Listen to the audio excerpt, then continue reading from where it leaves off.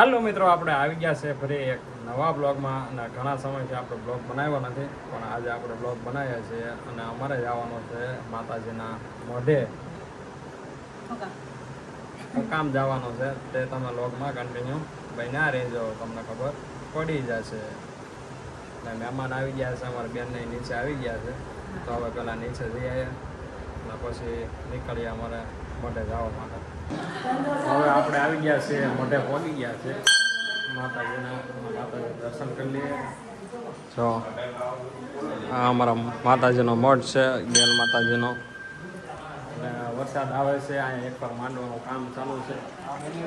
જો અને અમારા બાબુને કાંઈક લાવ્યા છે ખાવાનું.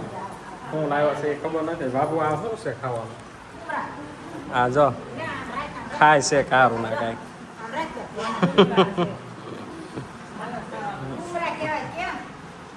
આવું ઝીણું ઝીણું છે કાંઈક. જો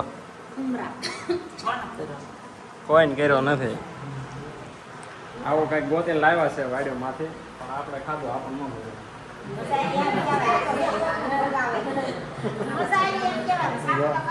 આવું છે ઝીણું ચાલો ખાય છે.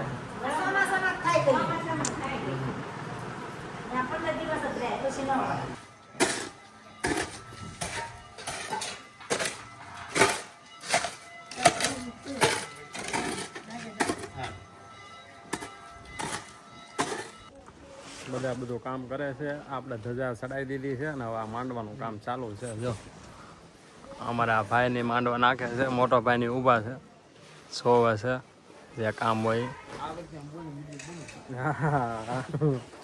હવે આપણે જોઈએ કે હજી રસોઈ ને એવું કંઈક બનાવવાનું બધું ચાલુ છે.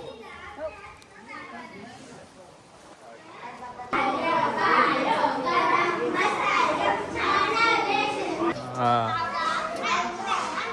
બા પાણી ભરાય છે. અમારે કાકીને કાબુની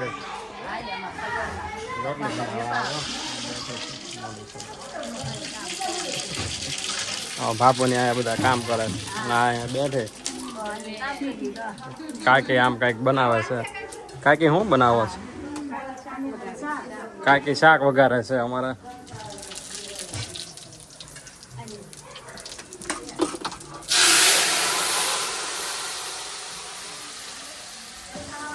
કાકી બહુ મસ્તનું શાક બનાવે છે, સેવ ટમેટાનું.